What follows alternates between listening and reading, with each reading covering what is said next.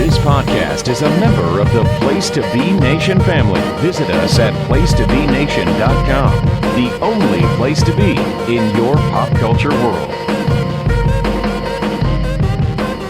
All right, getting back in here on Diamond Conversations here on the Place to Be Nation podcasting network. Of course, on the Place to Be Nation pop feed.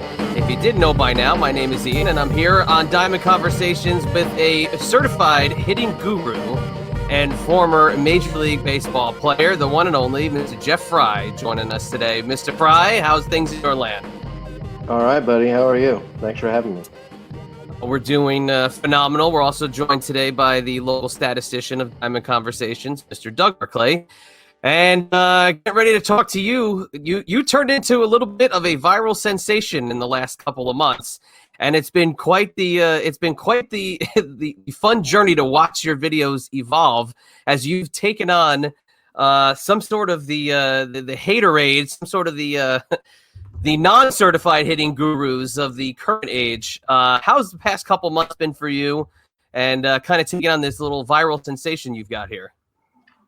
Yeah, it's been kind of crazy, man. This is all. None of this was planned, I can assure you. It was just it started out me making fun of some video I saw on, I think on Twitter and posting something. And next thing I know, people started attacking me and kind of, pretty hateful, saying things about me and my kids and stuff, and really ticked me off. So I was like, man, I got to make another video just to see what happens. And it's kind of blown up from there. The Shigan movement is in full swing, if you will. I'll use a pun there, but it's been quite the feud, because I almost equate it to reverse jockism. As you have guys that don't have the service time that you do, never stepped between the major league white lines, and yet they're taking you to task on some of the things you learned throughout your career from some very, very respectable and legendary names. And it's just kind of funny that the tides have turned, and now you have a guy who has, no major league experience, kind of calling out major leaguers and saying that what they're teaching isn't the right thing. And I find that to be quite fathomable.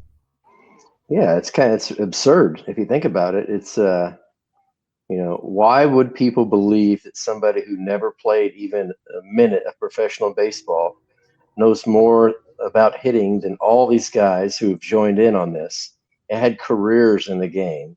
It's like, it just kind of defies logic. And I mean, every day I'm just more and more dumbfounded by some of the things that I see, constantly posting videos of hitters that they never worked with, and acting like they're all doing what they teach. Meanwhile, the hitters are saying the opposite of what they say you're supposed to do. And I mean, it's pretty comical, actually.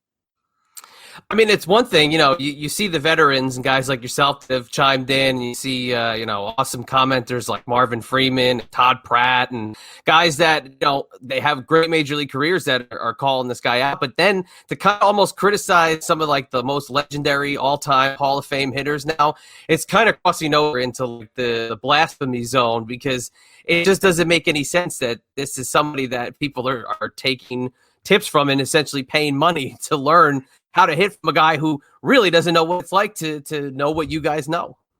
Yeah, and that's the thing. It's like, you can do a lot of things in the cage or hitting off a tee when the ball's not moving, but to tell guys who've been in the trenches and who've stepped in the major league's batter's box against guys throwing 100 miles an hour that they were no good and they don't know what they're talking about. I mean, it's basically like somebody saying, well, I read the medical dictionary and I know more than you, doctor. It's like it just defies logic. And they're the ones who have been started out calling us names, and I mean, some of the stuff that I've got sent, I mean, I refuse to put it online because that's not the type of person I am. But I can't even really describe the level of hate that they've exhibited toward me. Phone calls from unknown numbers, text messages from unknown numbers calling me names, my kids' names. Wow. I mean, it's pretty ugly. And it's just, I mean, it shouldn't get to that. I mean, teach what you want to teach. I think the whole thing that the Shigan movement believes in is that there are many ways to be successful in this game. And if you look at some of the great players of our time in history, none of them hit the same. So why are Right. we now teaching everybody to hit with this one certain swing? And during my 15-year career, not one time did one of my coaches in professional baseball say one word to me about my swing. Not once. And now it's all about the swing, which Right. it's really, I mean, people who've been there know it's not about the swing. It's about what works for you and your approach, and what you're thinking when you go up to the plate, and all your preparation you do before the game. Not just, am I swinging on this level of trajectory or launch angle or whatever. So Yeah, it's it comes down sort of to the new school versus old school mentality, but you see the guy who we're talking about, and will go unnamed on this program. You see, okay, he's got success with quote unquote success with a guy like Aaron Judge. Well, guess what? Aaron Judge is like looks like a Greek god, the way he's built, his size. So you could teach him how to swing up, and this weird, the one the one video clip that goes around with the way he's swinging. It looks so unnatural, but a guy like Aaron Judge, hand him a bat and see how far the ball lands. And to me, that's where, you kind of judge what kind of hitter Aaron Judge is. yeah, and I mean, you're using freaks of nature as your example of how everybody should hit. I mean, at 5'9", 160 pounds, I was told not to hit the ball in the air. That was my job. If I'd have hit the ball in the air, I wouldn't have been in the big league. So what am I supposed to do as a hitter? No, I've got to hit home runs. During my era, that wasn't really the game. Right. You had maybe 2 or 3 guys on your team that were the power guys. As I was actually, funny story, I was just watching my first major league game. Okay, I led off the game. The guys hitting behind me were Dean Palmer, Ruben Sierra, Palmero, Juan Gonzalez, Kevin Reimer, Pudge Rodriguez. Wow. Okay, now is my job to hit the ball out of the park, or is my job to get on base? No. Yeah. It just, and so that, I did what I was told to do: hit the ball on the ground, hit the ball on the line, get on base, score runs, play good defense, turn double play, and that was my role. And you did in your first game. You had 2 hits in that first game, which I'm sure was an unbelievable feeling. So you're reliving it, and just looking at the calendar, it's coming shy of 27 years that you debuted for the Texas Rangers on a day that I have to ask you about, because going and doing the research, it's mind-boggling to see it on paper. But you debuted the same day the Texas Rangers fired Bobby Valentine. Mm-hmm. So that had to have been an interesting first day. Can you kind of bring us back to that and tell us what your thoughts were back then? Yeah, it's funny. I just watching them interview Tom Grieve and how young he looked when, they made the move. It's funny that the day I got called up, I get to DFW airport, and at 5:00, and on the way to the field, the driver said, "Yeah, they just fired Bobby Valentine, and his last official act as manager was to call you and Brian Bohannon to the big league." So I get to the field. Wow. I get to the field, and Toby Hara is our interim manager, and they say, "Hey, go check out the lineup." I get to the field at 5:30. Game's at 7. They said, "Check out the lineup." So I go check out the lineup. I'm number 51. My first game. I'm leading off, playing second, and I look at the bottom, and Nolan Ryan's pitching for us. Oh, wow. So right into the fire my first day. that was a hell of a team. And later on in the summer, you guys would trade Ruben Sierra for Jose Canseco and grab him. And, the infamous ball off the top of the head was, I don't know if it was 92, if it was 93, but it was still that era of Texas Ranger baseball. But just to have that as your first day, I'm sure you kind of got to see Bobby Valentine in spring training. So kind of knowing what the expectations were on the field, as you were getting on the airplane versus getting off, and now having an interim manager. And how does that kind of impact a rookie stepping in the box for the first time? Man, you're so nervous. You can't think about anything else that's going around.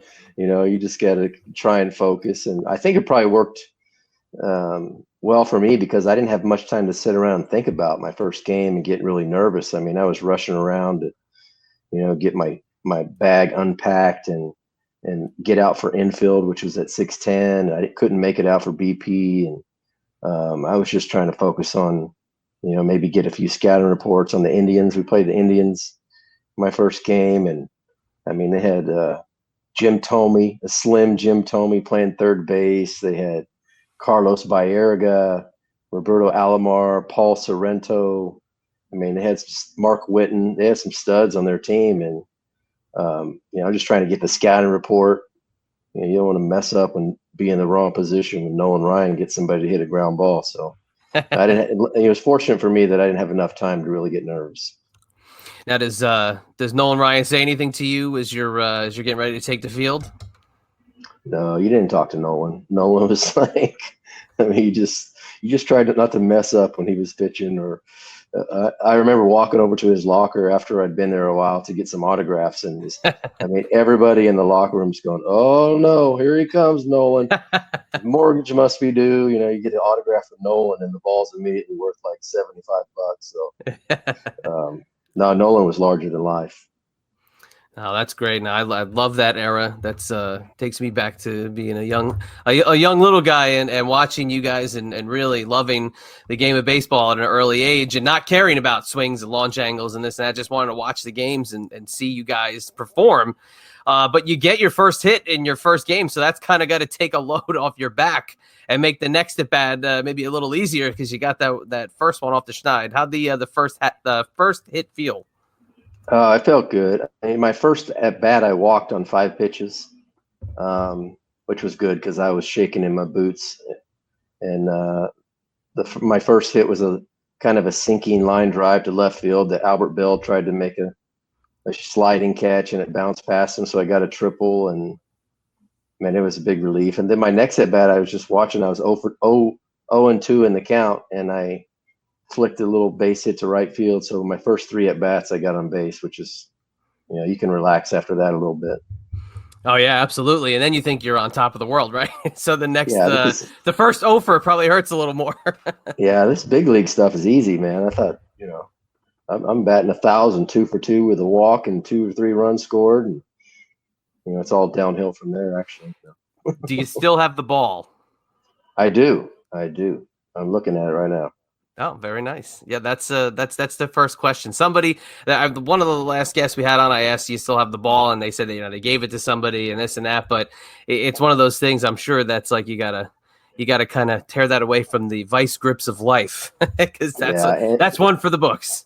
It's really cool what they do nowadays. They didn't do this for me that I remember, but now they throw the ball in to the dugout and bring in a new ball. And what they do nowadays is they have somebody who gets the ball that's thrown into the dugout, and they pretend like they throw it into the stands. Yeah. When they actually have another ball in their hand and they throw it in the stands. So the dude's at first base going, or whatever base going, damn, I just got my first hit, and they just threw it in the stands, and I was supposed to keep that ball. But that's pretty cool if they mess with the guys. Were you there the night that David Hulse kept hitting the foul balls into the dugout? I was on deck. Oh, were you really? That's one of my favorite clips of all time. I mean, that is just something, you'll never see again. What was that like, kind of watching that with the bird's eye view? Oh, it was hilarious. I mean, the first, because Hulsey was a slasher, he could fly. So he was just trying to hit the ball on the ground to the left side. And that was kind of his game. But yeah, the first one he hits in there was a rocket. And then like everybody's, alert. And then he hits another one.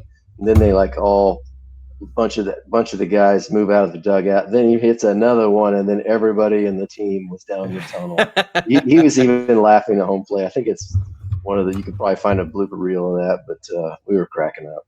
That was a This Week in Baseball staple for many, many years because it was just so freaking hard to believe. And even calling the security guy down, they got everybody out of the way.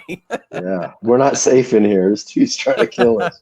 I mean, it's funny because Hulsey was also the one who played center field when Jose took the ball off his head, and Jose stuck his glove over his face. So he's in all the bloopers. What a team, huh? That was some great stuff. I'm going to welcome in here, like I said, Doug, the local statistician. He's got some best and worst that we're going to run by you here. So let's get Doug up and let's hear what you got here, Doug.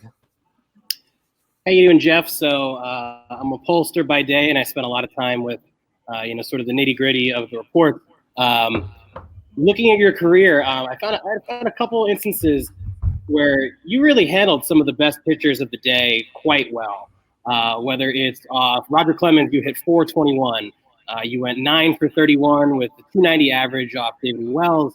You had 316 off Randy Johnson. Was there anything about those pitchers specifically that stands out as to why you did so well, or did you just kind of rise to the occasion when you were facing the best in the game?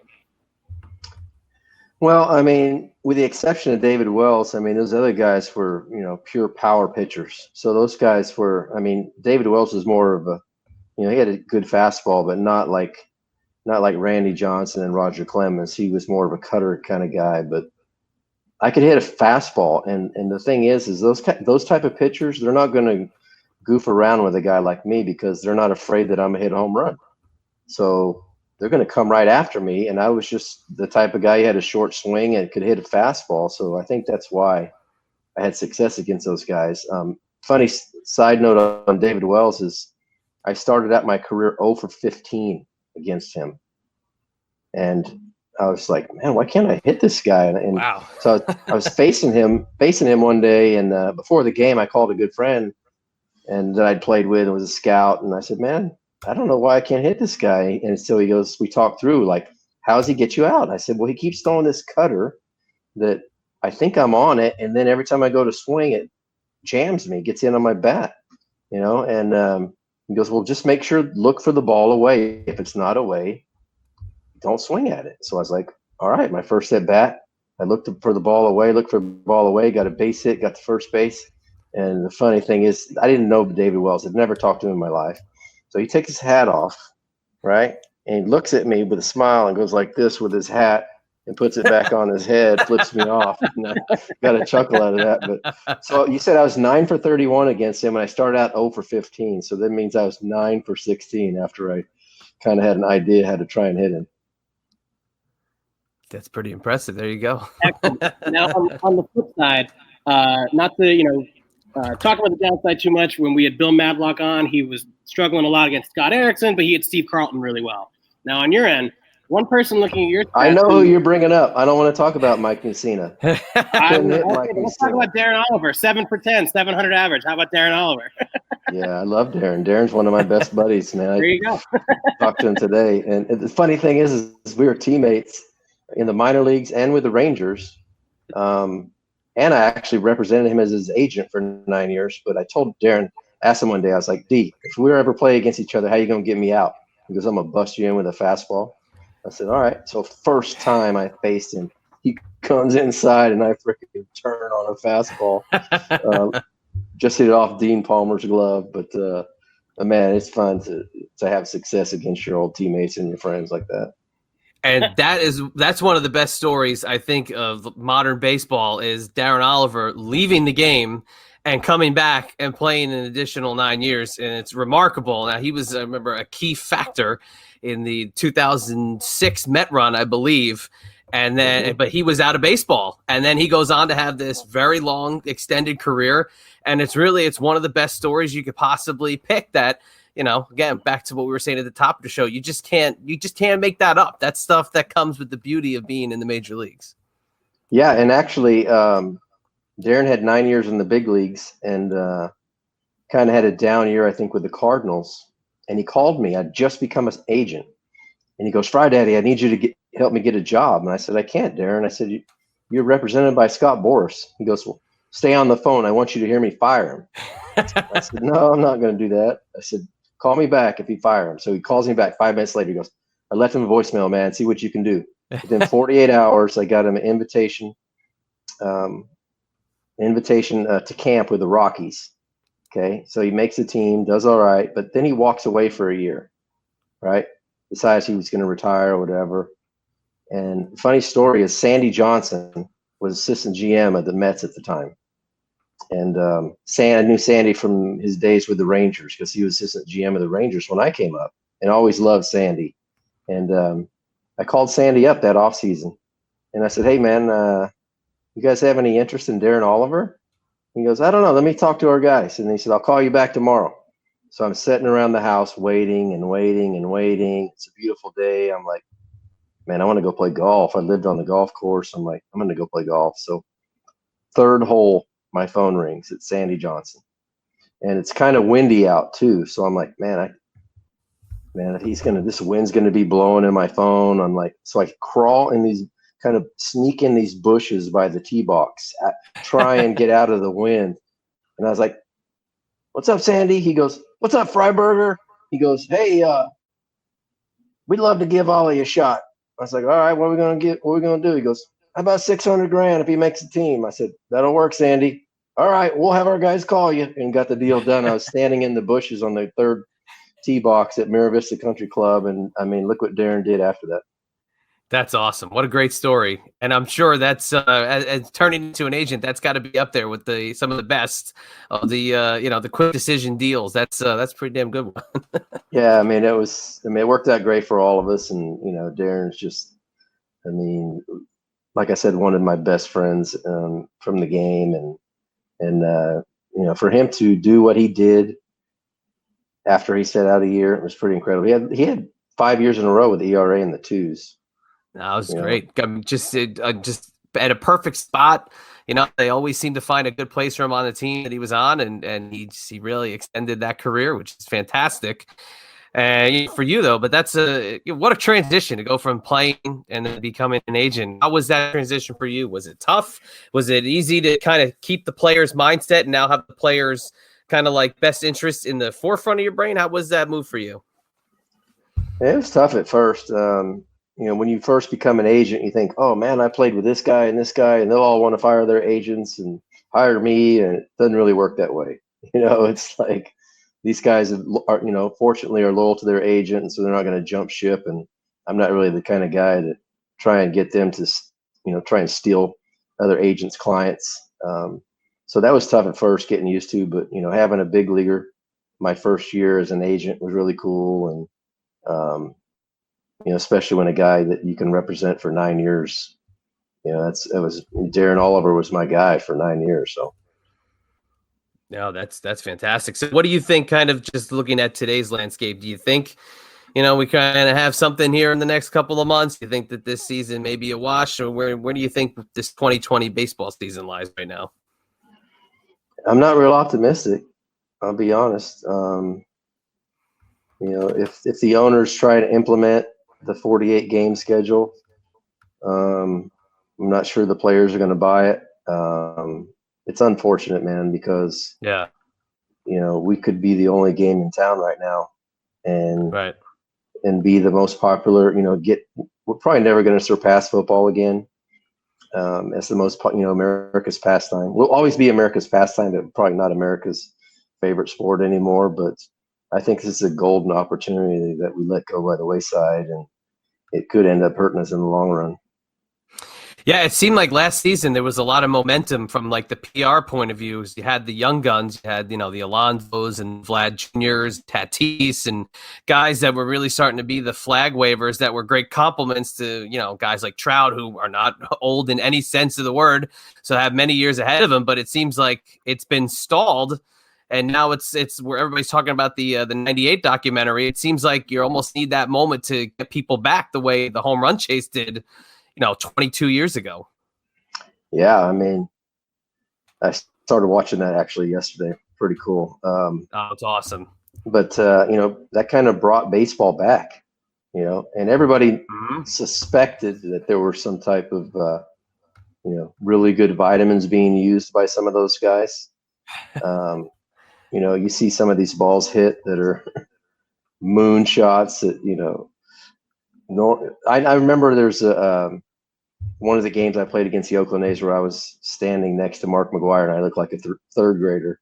I mean, he was just massive, man. He looked like a bodybuilder playing baseball. But I thought last year, after what the Nationals did, and I thought that was great for baseball what the Nationals did, because they relied more on old school scouting and not so much analytics and data, and they won. And I was like, man, this is hopefully going to get us going back in the direction of, let's listen to baseball people. Let's do the little things we have to do to win a game, and not just rely strictly on data and analytics. Exactly. I could have done without the baby shark, but besides that, I think they did Yeah, a me pretty too. good job. There you go. Yeah, exactly. Great minds think alike. All right. Well, as we get into the wrap up here, again, want to talk about, we're saying how your videos were like perfectly timed. We're all sitting at home. We're looking for some sort of baseball. So why not have it with a couple of laughs and learn from a certified hitting guru? But if the listeners of Diamond Conversations haven't seen these videos yet, where can they go find more from the certified hitting guru himself, Mr. Jeff Frye? Well, it's at we have a website, shigonhitting.com. You can check out if you want to. You don't have to buy a T-shirt to be part of the Shigon movement, but they're pretty cool T-shirts. And then you can go to @O3JFrye on Twitter, and then Certified Hitting Guru on Instagram. And what else? Facebook. I have Shigon Hitting or Jeff Frye, I think it is. I don't know. I wasn't on any friggin' social media. I was on Instagram like 4 months ago. Now I don't even remember, my passwords or none of this garbage anymore. This was not by design, trust me. But hey, that's what you can't stop movements. They steamroll. They're like the snowball coming down the mountain. They just pick up steam, and they end up like a monster when they get to the end. And if like I said, the war on the big leaguers, the reverse jockism. I'm looking for a T-shirt on that, reverse jockism, because it's so ridiculous to have anybody calling out a big leaguer who never stepped through the tunnel, never got on the field, never stood next to Nolan Ryan as he's taking the mound. It's kind of hard to hear somebody and take them seriously, especially when they're doing like this thing or whatever, that little clip that keeps going around. I can't get behind it. Yeah, you gotta snap it and supinate, and I don't even know what the rest of the crap is. HLP. Nobody knows what that means yet. We need to find out what that means. But really, the Shigon movement is really a bunch of guys who love this game, who've been around this game, learned how to play as kids, basic fundamentals, and we think the kids are getting hurt by what they're being taught by some of these guys. And we know that kids, if you fail at this game, you're not going to keep playing. It's just, if you're no good at it, you're not going to have fun. So a lot of these swings we're seeing taught to these kids aren't going to work unless you're big and strong. And if you're the 6 foot 150 pound 12-year-old in Little League, you got a good shot. But if you're the little Smurf guy like my kids were, you can't hit the ball over the fence. So that swing's not going to work. And, also the Shigon movement, we want to get good baseball people back in baseball. There's too many guys that deserve to be in this game, coaching and teaching. They're out of the game because people who, never played beyond high school, who come with all this data and analytics and throwing hard and all these things are in the game now, replacing these guys. And we'd like to see that change. Yeah, absolutely. And again, go to shigonhitting.com and get yourself some Shigon swag and support the certified hitting guru, support the movement, get behind it. And if you want to get behind more for Diamond Conversations, you can follow me at Chad Ian B on Twitter or at Diamond Convo on Twitter, where you'll also find me retweeting the Jeff Frye videos because I love it.